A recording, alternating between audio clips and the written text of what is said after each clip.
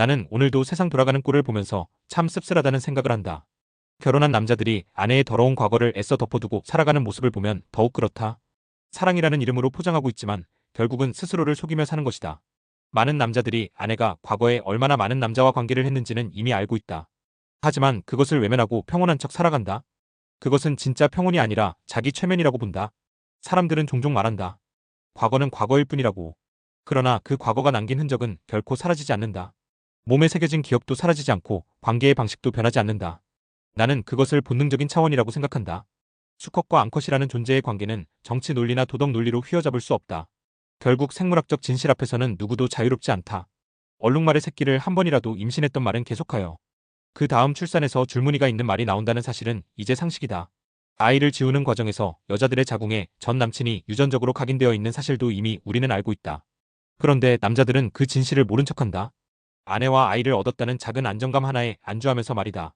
아이를 품에 안고 행복을 느끼지만 마음 한구석에서는 늘 의심이 피어오른다.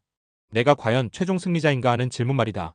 어떤 남자들은 오히려 아내의 과거를 자랑처럼 말한다. 내가 여러 남자들보다 마지막에 선택받았으니 승리자라는 것이다. 그렇게 오래 따라다니면서 선물 공세를 하고 이 여자를 얻어냈다는 그런 자랑 아닌 자랑을 한다. 그러나 나는 그것이 승리라기보다 자기 합리화에 가깝다고 생각한다. 진짜 승리자는 과거에도 현재에도 지지 않는 것이다. 다 돌려먹고 난 다음 짜장면 빈 그릇을 개걸스럽게 하차 먹으면서 아파트 하나를 버리면서도 그 침 묻은 더러운 짜장이라도 먹었다고 자랑을 하는 것이 과연 온당한가 하는 질문이다. 물론 짜장의 맛을 볼 수 없는 사람은 꿈도 꾸지 못하겠지만 말이다. 처음부터 온전히 나에게만 남겨진 삶을 함께하는 것이다. 이런 생각을 하면 자연스레 사회 구조의 문제도 보인다. 원래 결혼이란 것은 여자의 순수함과 남자의 경제적 부양이 교환되던 전통제도였다. 남자는 책임을 지고 여자는 신뢰를 주는 방식이었다. 그런데 지금은 자유연애를 하고 심지어 자유연애에다가 페미가 섞이면서 모든 것이 뒤틀렸다. 평등이라는 이름으로 서로가 원하는 것을 잃어버렸다. 남자는 여전히 순수한 여자를 원하지만 그런 여자를 찾기 힘든 시대가 되었다. 순정을 지키면 바보가 되는 시대라고 배우고 있으니 남아있는 여자가 없다. 여자는 당연히 남자가 동정인지 아닌지에는 관심이 없고 가진 재산에만 눈이 가고 있다. 결국 불균형이 생기고 결혼 자체가 무너진다. 나는 통계를 인용하는 사람들의 말을 들은 적이 있다. 혼전 경험이 많을수록 이혼율이 급격히 높아지고 결혼 만족도는 낮아진다는 연구 결과가 있다고 한다. 단순한 주장이나 감정이 아니라 실제 수치가 그렇다는 것이다.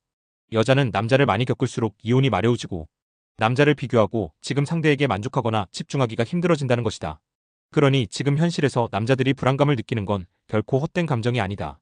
경험이 많은 아내를 받아들이면서도 마음 깊은 곳에서 불안을 지우지 못하는 것은 본능적 반응이다. 분명히 남편의 생각은 이럴 것이다.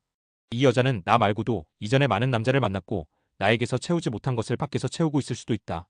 그리고 그러한 것들은 친자검사 횟수와 그 어긋난 비율 그리고 OECD 상한혼 비율 등 모든 것들이 얼마나 굴러먹었는지 얼마나 저열하고 천박한지를 숫자로 정확하게 말해주고 있다.